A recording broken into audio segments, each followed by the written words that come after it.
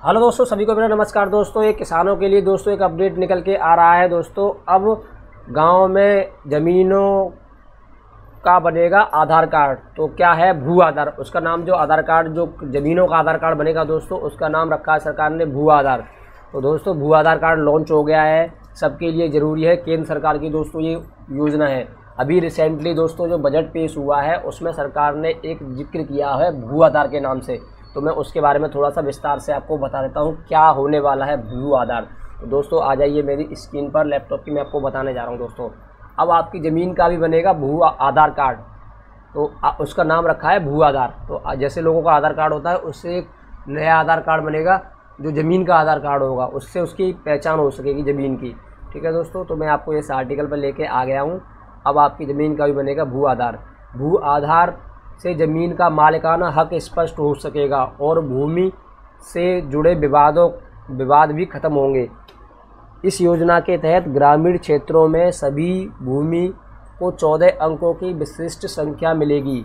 जैसे आधार कार्ड का 14 number 14 number होता है ना, ऐसे इसका भी 14 अंक का भू आधार, ज़मीनों का भू आधार बनेगा। दोस्तों, अभी रिसेंटली बजट में इसका जिक्र हुआ था। तो ये केंद्र सरकार की योजना है। केंद्र सरकार ने आम बजट 2024 में ग्रामीण और शहरी क्षेत्रों में भूमि सुधार को लेकर अहम कदम उठाए हैं। इसके तहत ग्रामीण क्षेत्रों में भूमि के लिए विशिष्ट पहचान संख्या या भू आधार, सभी शहरी भूमि अभिलेखों के डिजिटलीकरण का प्रस्ताव रखा है।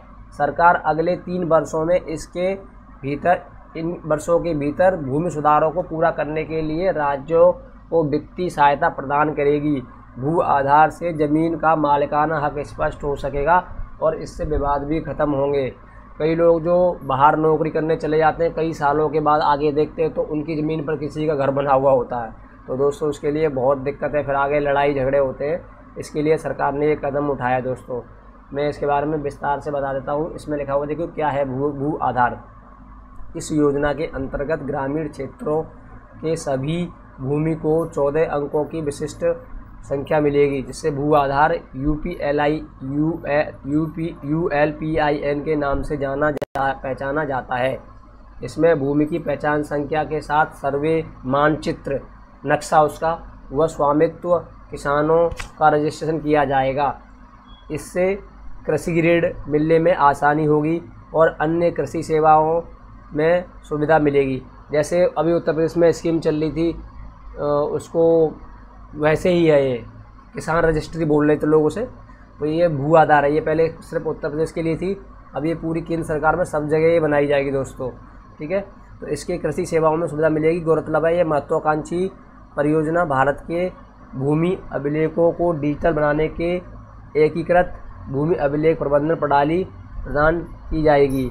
ठीक है, शहरों में GIS से मैपिंग होगी। ठीक है, गाँव में भी, शहरों में भी। शहरों में क्या है, शहरी क्षेत्रों में भूमि अभिलेखों को GIS मैपिंग के साथ डिजिटल किया जाएगा। संपत्ति रिकॉर्ड प्रशासन, अपडेशन, टैक्स प्रशासन, एक IT आधारित सिस्टम स्थापित किया जाएगा। इससे शहरी स्थानीय निकायों को वित्तीय सुधार में मदद मिलेगी दोस्तों। ठीक है दोस्तों, कैसे काम करेगा भू आधार, इसके लिए मैं आपको बताया था। भूखंड को पहले GPS तकनीक के उपयोग से जियो टैग किया जाता है। इसकी सटीक भौगोलिक स्थिति की पहचान की जा सके। गूगल मैप से उसको चढ़ाया जाएगा और सर्वेक्षण भूखंड की सीमाओं को भौतिक सत्यापन का मापक करते हैं। ठीक है, भूखंड के लिए भूमि के मालिक का नाम, उपयोग श्रेणी, जैसे इसमें घर बना हुआ है, किस चीज़ के लिए, क्षेत्र आदि का विवरण एकत्रित किए जाते हैं। ठीक है दोस्तों, तो ये नया अपडेट आया था दोस्तों, मैं इसके बारे में आपको थोड़ा विस्तार से बता दिया हूँ। भू आधार में क्या क्या जानकारी होती है। तो भू आधार कार्ड में जिला कोड और उप जिला कोड, गाँव का कोड, भूखंड, विशिष्ट